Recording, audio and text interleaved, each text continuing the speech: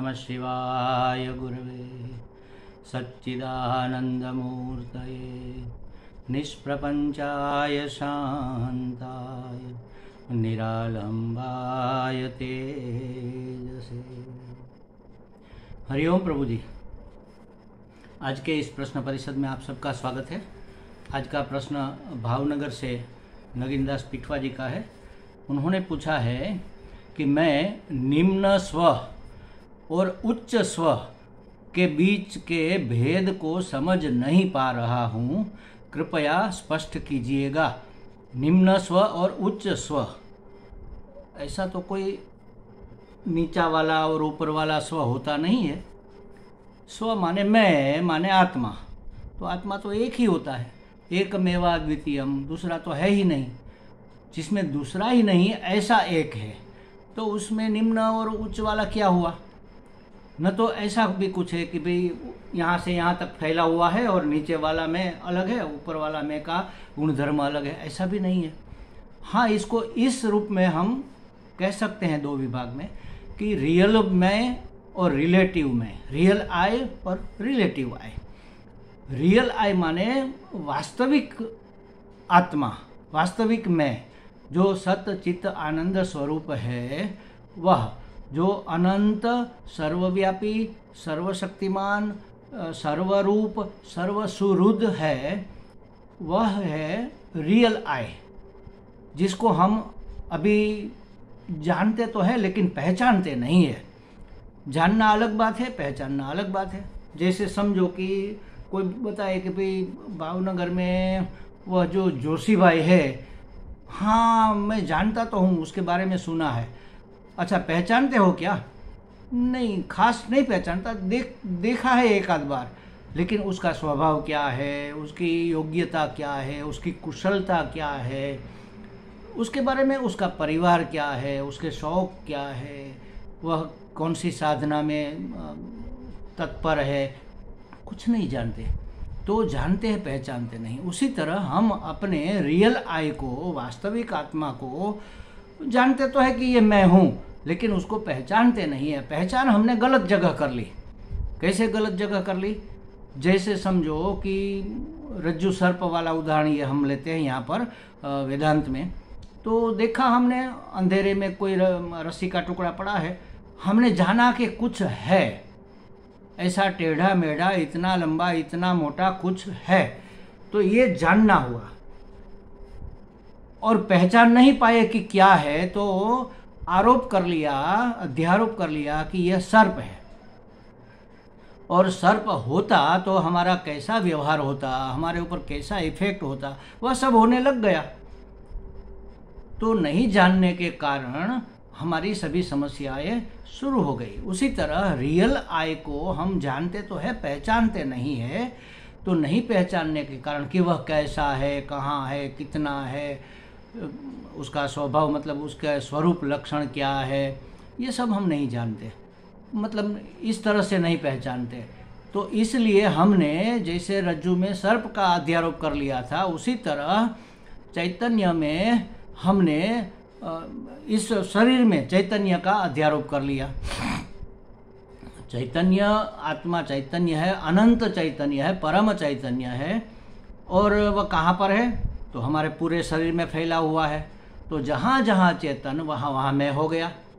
तो चेतन के रिलेशन से इस शरीर को हमने मैं कह दिया, ये रिलेटिव में। फिर पूरे शरीर में, क्योंकि पूरे शरीर में चेतन तो फैला हुआ है, और शरीर में इंद्रियां भी है, जैसे त्वक इंद्रियां, स्पर्श इंद्रियां पूरे शरीर में है, कहीं पर भी छुओ पता चल जाएगा।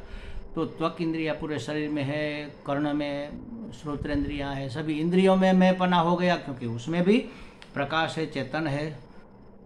तो जहाँ चेतन वहाँ मैं, आँख देख सकती है तो आँख में हो गया, वाणी बोल सकती है तो वाणी में हो गया, पाँव चल सकते हैं। तो चेतन के चेतन के कारण, चेतन की अध्यक्षता में, चेतन की सत्ता स्फूर्ति में यह शरीर काम करने लग गया। तो उसके रिलेशन के रूप में हमने इस शरीर को मैं कह दिया। और क्या हुआ इससे आगे?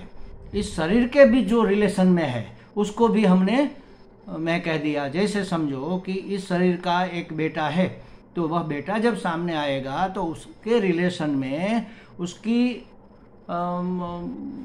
तुलना में हमने इस शरीर को, अपने आप को पिता मान लिया, तो हम पिता हो गए।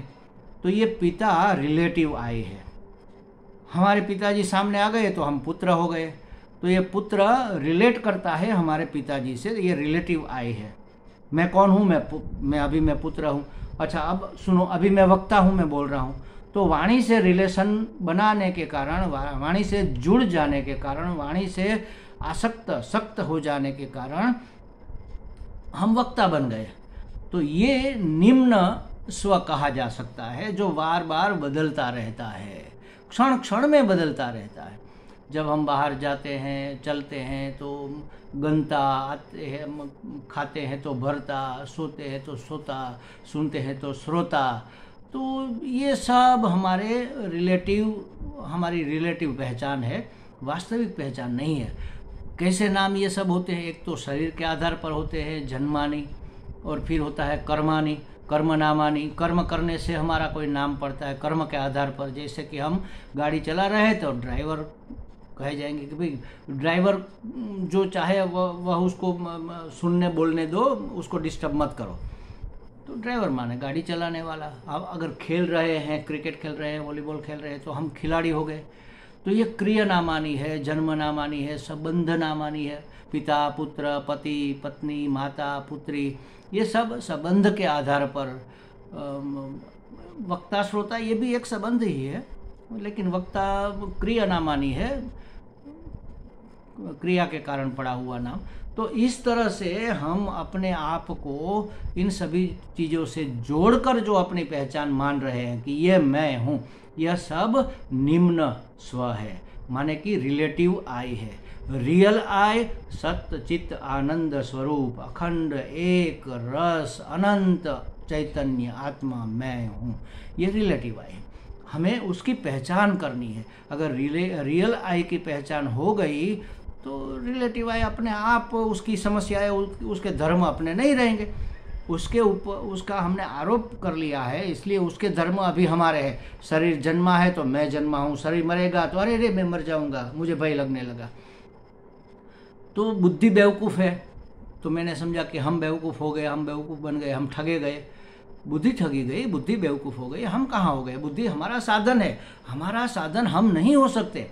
जैसे स्कूटर मेरा तो मैं स्कूटर नहीं हो सकता, ये कलम पेन मेरी, ये पुस्तक मेरा तो मैं पुस्तक नहीं हो सकता। जो मेरा है वह मैं नहीं होता। लेकिन हम इस शरीर को तो मेरा भी कहते हैं और मैं भी कहते हैं। देखो कैसी गड़बड़ी कर रहे हैं, कैसी बेवकूफ़ी कर रहे हैं। तो सुखी दुखी होना मन का धर्म है, भूख प्यास लगना प्राण के धर्म है। उसमें हमने मैं पना करके, रिलेट करके अपने आप को वह मान लिया, इसलिए हम उसके धर्म को ग्रहण करके सुखी दुखी परेशान होते रहते हैं। हमारी सभी समस्याएं इस रियल आई को नहीं पहचान कर रिलेटिव आई को मैं मान लेना, रिलेटिव आई को सत्य मान लेने के कारण हो गई है। तो बस इतना सा फर्क है महाराज। इस फर्क को ठीक ठीक से जान लो और पहचान भी लो। जान लिया, पहचान लिया और मान लिया, और फिर जीवन में उसका स्वीकार भी कर लिया, उसका आचरण भी कर लिया, मुक्त हो गए महाराज। बस यहाँ तक पहुँचना है और कुछ करना नहीं है। अपने आप को जानना यही सबसे बड़ी साधना है। हमें लगता है नगिनदास जी को कुछ स्पष्टता हो गई होगी। हरि ओम।